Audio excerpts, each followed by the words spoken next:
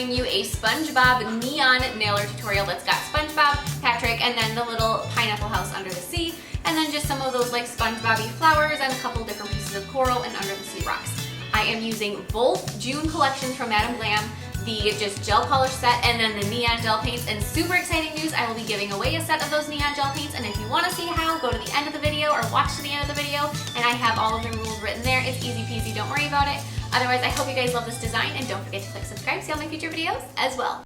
So we are going to start by creating a really soft ombre in the background that's very aquatic looking with the colors Oceanside and Surf and Sky. So we've got the Surf and Sky at the cuticle area blending into Oceanside. These colors are a beautiful, milky, opaque, buildable color that is just absolutely gorgeous. They are so pretty, and the one from this collection that's called Playa, which is just a nude color, I have talked so many clients into using it because it is gorgeous. It is so pretty. So now I'm going to continue, and I had an off-white color that I painted across the tips in kind of an uneven format, and then I'm going to use a little bit of a glitter over the top to give it a sandy texture. And now using the neon yellow gel paint, I'm going to be starting to just kind of work on finding where Spongebob is going to, where he's going to sit, where he's going to be. And so when we're doing this, you're just going to try to eyeball it, and you're just going to trying to create that wiggly outside, wiggly outside. And then once you have it done and it's in the right place and you're happy with it, go ahead and flash cure it. If you want to do a full cure, go ahead. I like to do just a flash cure to get that particular spot sort of set into place. And then once you have that done, then you can actually just add some more details to it. You don't want to do a second coat over the top of it, so you won't want to necessarily add more layers to it, but anything that's adjacent you can go ahead and do. And then once you're happy with like a full area of an entire spot being painted, then you can go ahead and do a full cure. Gel paints are going to cure for a full minute in your LED lamp. The other thing to keep in mind with them is that they do not require top coat. So I'm going to top coat over this entire design, but if you're doing something that's layered, you can use these gel paints and you don't have to worry about top coating. The best example of a time to utilize that I can think of with these colors is that if you did a matte black nail or a matte, say, dark green or dark blue nail, and then did a simple, like very liney art on top of it, either like some Aztec type of a styling or like a floral pattern with all of these neon colors, it would be gorgeous. And then you could cure it and you'd have the shiny neons and the flat matte dark rich color underneath, and it would just be stunning. So after we have our Spongebob done thus far, we're going to take a darker shade of yellow. All the color names are in the description box below, so if you're wondering what any of them, they are down there for sure, because I used so many different ones. But a darker shade of yellow, more of like a mustard type color, to shade the one side of his body, and then you're going to use a darker brown, which for me, I know that is the brown gel paint, and I'm going to be shading in the one side of his shorts. Using the brown gel paint, I'm going to continue the process to be adding all of his facial features, all of his outlines, basically any details that are needed. And as you're doing this, take your time, don't rush it. He's one of those characters that has some very interesting facial proportions. Obviously, it starts out with the fact that his face is square, it kind of makes him a little bit more difficult. Usually for me, I base my facial features off the face shape. So I know where like the lump or the contour of the cheek is. That helps me place the nose. Whereas he doesn't have that. So it's one of those things where you just have to kind of look at it a little closer and make sure that you don't miss anything. After we have all of those things done, we've got all the outlines in place, you have a pretty good idea and you're feeling pretty good about where everything's going. Take some white gel paint and you're going to be adding the little bit of his shirt, and then you're going to add the tops of his socks and the little, like the sleeves of his shirt as well on his arms. Once you've got all those done, you can go ahead and either full cure or flash cure. I usually like to, anytime I have a detail like that done, I like to just set it quick so that it doesn't get smudged. Obviously, that's personal preference. Sometimes you can, sometimes you don't have to. It just depends on how clumsy you are and how smudge prone you are. I usually am quite smudge prone, so I like to flash cure all the time. I'm also going to fill in his eyes with white and then add his two teeth. Now switching over to black gel paint, and all of that white has been fully cured at this point, but we're going to now go through and do some more final details. Outlining his eyes, all of those things that really need that rich black line. His eyes are probably the most important thing to really get a black line around. Other things that you may want to have a black line around are going to be the other more important facial features. The great thing about having the brown line in place first before going through and doing the black line is that the brown line is a little easier to ignore if something doesn't look quite right. It's easier to cover up. It's just a little easier to use as a sketch, whereas a really intense black line is just a little bit harder to fix if it has an error. As you saw, I did do a little bit of fixing with a damp brush. It does work. It's not like it's impossible, but it's just easier if you have those brown lines in place first to kind of give you a guide. I'm going to do some outlining around his outfit. I'm going to be outlining his tie. It's not painted in yet. We'll get to that in a moment, but just get where it goes. Add the collar, basically go through and do any outlining that's left that you feel like is necessary. With Spongebob, he is a fully outlined character for the most part. The only things that really aren't outlined are the circumference of his body where it is brown, but otherwise for the most part, he's got outlines everywhere. So if you want to do those outlines with black all the way around, you certainly can. If you don't want to, if you like the look of it being a little softer, a little less precise, then skip all the outlines. There's no law saying you have to have them. One thing you don't want to forget, however, with the black is to be adding his shoes, because those are not yet in place. And just keep looking and finding any details that you can't forget that you might have missed before. It's so easy when you're painting a design like this that has so many details to happen to just overlook one. So what I like to do is when I'm painting a whole bunch of characters like this is I will focus really on one of them, and then after I feel like I'm done with it, or I feel like I get to a certain stage with it, I'll set it to the side and then I'll do the next one to that point.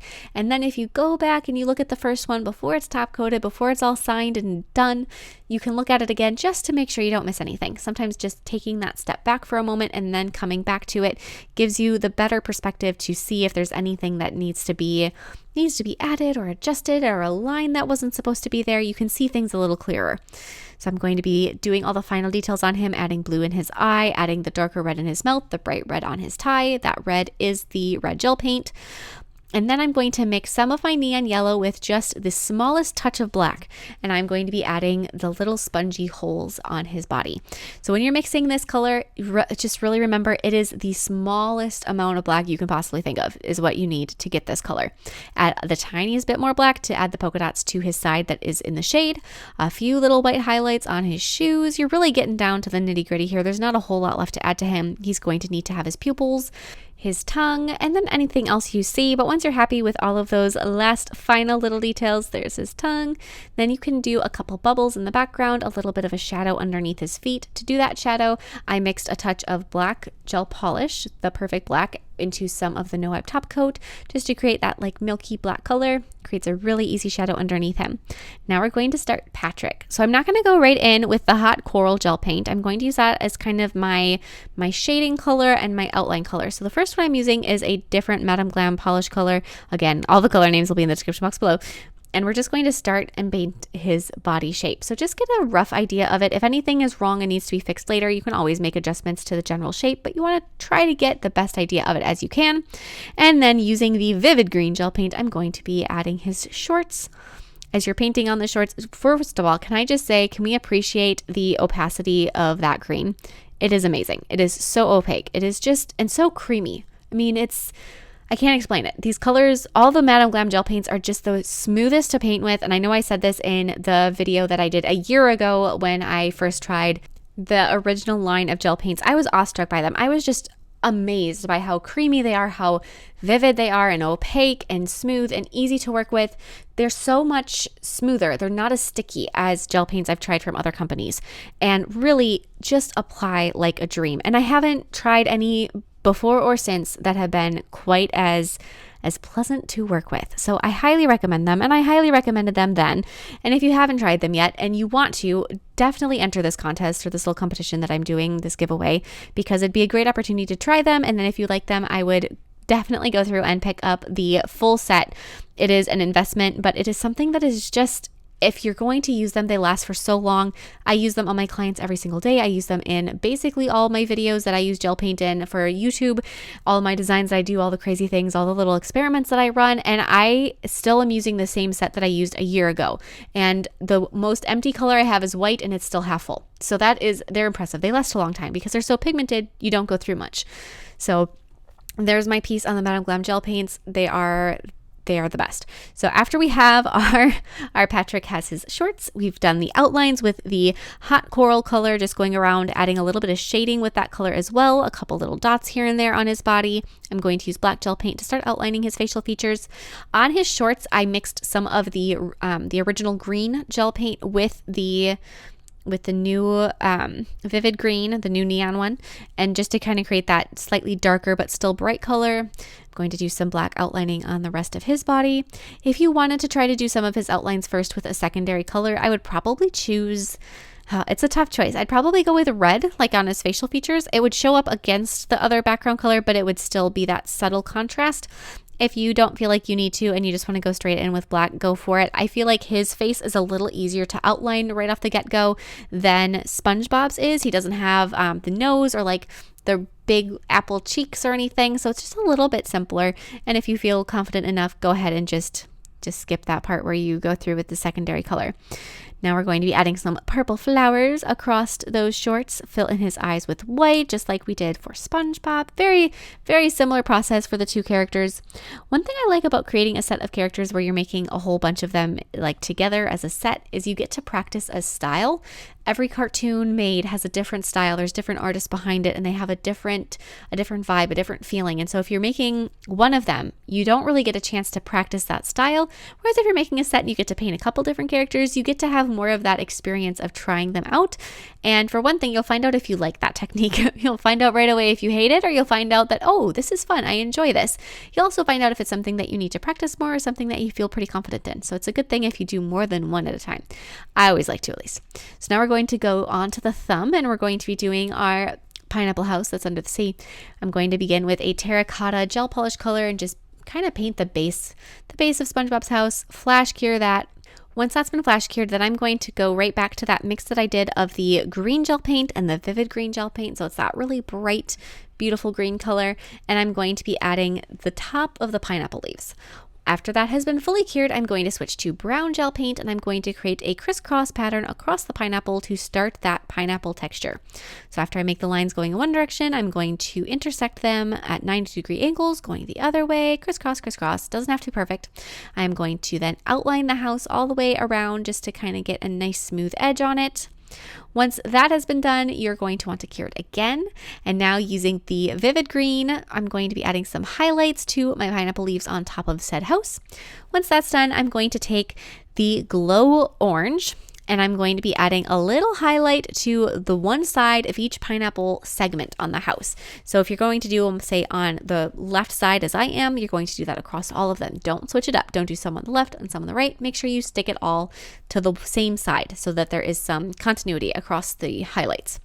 Now I'm going to take a dark gray color gel polish, and I'm going to be adding the door and the windows and the chimney and everything else that we need to make this house habitable. So there's the little chimney coming off the side. Once you have all of those little household pieces done, go ahead and cure that again.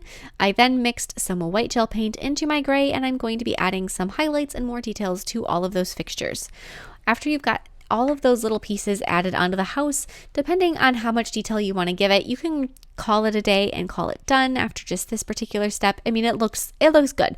If you want to take it a step further, you can add a couple more details, like for instance the door handle that's on front of the door. You can add a little outline here and there. I went back and forth whether I thought it was necessary to add those other little details. Obviously I did. I can't help myself, but I feel like it would be sufficient as it was. I'm also going to take brown gel paint and add a little dot of the brown inside each pineapple segment. After that's been done, I'm going to go back to my darker gray gel polish, add a rock across the corner, kind of splotch in a mix of black, white, and the gray gel paint across the rock to give it a rocky texture. Then I'm going to double dip my brush into both shades of green gel paint and add some seaweed. Using purple gel paint, I'm going to be adding a piece of coral. Just a kind of a funky piece of coral. Don't think too much about it. You know, it's SpongeBob. It isn't necessarily anatomically correct. It's just, a fun coral shape. I'm going to repeat that rock seaweed coral pattern across the index and pinky nails, but for those ones in the background, I'm going to be adding those neon SpongeBob flowers. So I'm going to do some of them with the electric yellow color like we started off SpongeBob with. I'm going to be doing some with the white gel paint. Going to be doing some with the blue. So that blue gel paint called Dynamic Blue is one of my favorites of this set. It is a unique color. It is so bright, and blues are very difficult to find blues that are bright. And it isn't like a teal blue. It's just really a true blue that is neon, and it is so gorgeous. And the client that I happen to use it on today, I love using all these new products on my clients. I used it on her and she goes, oh my goodness, I love that color. And I was thinking, yes, I know, me too. But after we have all those done, they've been fully cured, then I'm going to take the no wipe top coat. I'm I'm going to, actually this is the velvet no wipe top coat, I should specify. This is the matte one. I'm going to apply that over the top of all of these beautiful little characters. After this has been cured one final time, these nails are done and you get to try them on. You get to wear them and play with them and enjoy them. I love them so much. I love the neon colors. I love just the whole summery vibe of these. I hope you guys are enjoying them as much as I am. And if you want to try them, here is the full set of all the different colors. They are so gorgeous. Look at how bright and intense they are. The giveaway rules: you have to subscribe to my YouTube channel. You have to like this video. You have to comment your favorite summer activity, and you have to have a US mailing address. That is all you have to do. Just make sure you subscribe, like, comment, and then you'll be entered. I will announce the winner 1 week from today on June 28th, 2022.